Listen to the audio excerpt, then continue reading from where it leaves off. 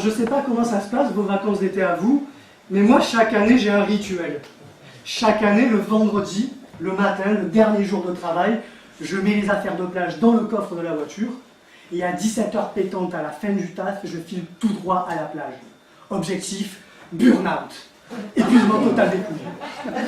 Je pars à la plage, je fais des petits culs pour l'apéro.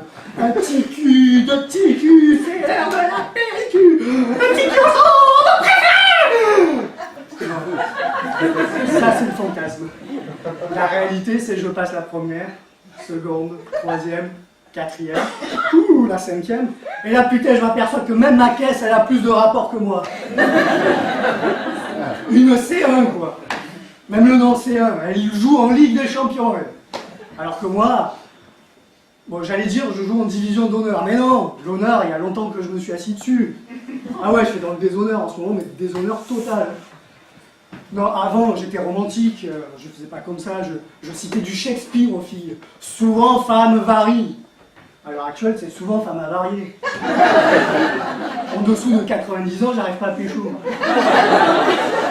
Ouais, donc du coup, c'est souvent femme à varice aussi. Alors moi, avec les filles, j'ai une technique en 3 étapes, facile à retenir. En 1, je la tire. En 2, je la tire. Et en 3, je me tire. Je crois que je suis plutôt doué pour l'étape 2 et 3, mais je peux pas vous garantir, j'ai jamais passé l'étape 1 encore. Alors vous me direz, je fais pas dans la facilité aussi, essayer de séduire des filles à la plage, à moins d'être taillé comme un Apollon. C'est pas trop le cas. Alors, on fait un peu dans la difficulté là.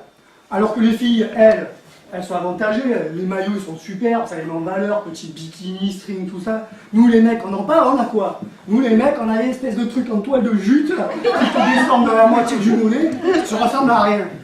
Moi, à la plage, c'est l'endroit où j'ai envie de me réincarner en araignée. Ouais, au moins pour une fois dans ma vie, entendant les filles crier « Oh mon Dieu, mais elle est énorme !» Bon. On dit qu'en général, c'est l'homme qui doit faire le premier pas. En effet, je suis d'accord avec ça. Mais avec des filles, putain, ça ressemble à une randonnée, quoi. À l'heure actuelle, je suis en train de faire un trek dans le désert, si vous voyez ce que je veux dire. Une fois, tenez, j'ai essayé, là, cet été, un matin à 9h à la plage des Catalans, faire le premier pas avec une fille. Putain, cette journée-là, j'ai fait tellement de premiers pas qu'à la fin de la journée, j'étais au lec, quoi. Bon, faut dire, je suis pas très au point dans ma technique de drague ici. À la fille, je lui fais, c'est quoi ton prénom? Audrey. Ah, comme l'actrice américaine, Audrey Hepburn. Ça marche mieux avec vous. Le bide total. Et je comprends pas pourquoi j'arrive pas à trouver quelqu'un qui me convient, quoi. Je suis pas un mec exigeant à la base. Je cherche pas l'amour avec un grand A. Je cherche pas l'amour avec un gros tas non plus, vous. Mais avec un petit cul, ça me suffit. Je vais vous dire, je suis tellement désespéré que même l'amour platonique, je suis ok avec. Ben, même ça, j'y arrive pas. En ce moment, je suis plutôt dans l'amour plutonique. Vous connaissez l'amour plutonique? Comment vous expliquer? C'est un peu comme l'amour platonique, mais c'est un désastre. Ensuite, je sais pas moi, comme j'ai un profil assez moyen, je me suis dit, il faut faire des choses un peu.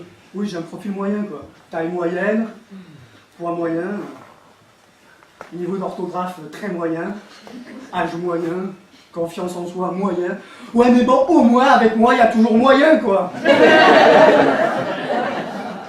Bon, alors j'ai décidé de m'intéresser les mecs qui plaisent aux filles, qu'est-ce qu'ils font, qu'est-ce qu'ils mettent, etc. Et puis des copines comme ça, elles parlaient du mec de Axe. Alors je suis allé voir la pub de Axe, bon, c'est très bien taillé, le mec de Axe. Mais vous, je sais pas les mecs, mais moi, pour faire tomber une fille avec un Axe, il faut que je vise les yeux, quoi.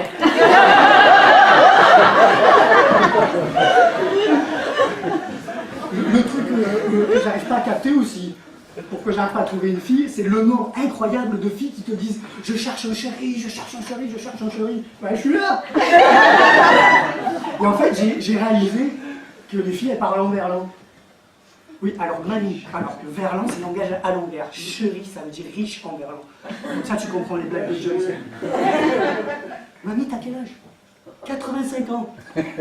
Mamie, tu fais quelque chose après le spectacle? Ok, et quand je vous disais qu'en dessous de 90 ans, j'arrive pas à pécho. Bon, avec tout ça, j'ai réalisé d'un coup avec cette histoire, comme les filles parlaient en verlan, j'ai capté qu'elles faisaient tout à l'envers. Je vais vous expliquer pourquoi. J'ai eu la confirmation dès le lendemain. Quand c'était pas avec la C1 que j'allais passer pour un riche, j'ai décidé de prendre le train. Ouais, je peux pas me payer une décapotable non plus. Hein. Et je me suis dit, avec le train, tu peux essayer de te faire passer pour un espèce de bobo écolo, etc. Bon, petite parenthèse, ça marche la journée, hein, n'est pas sûr, parce qu'à la fin de la journée, tu réussis à inviter la fille à boire un goût. Au moment de payer les mojitos... Bon, toujours est-il, le matin, je rentre dans le train, 2 filles magnifiques qui montent. Et la première qui dit à sa copine, viens, on va à la queue du train voir s'il n'y a pas des nouvelles têtes. Et c'est là j'ai capté, elles font tout à l'envers. Il aurait été infiniment préférable qu'elles viennent avec moi à la tête du train voir une nouvelle queue.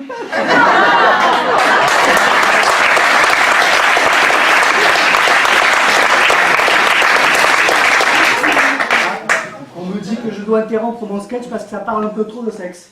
Je réponds qu'une.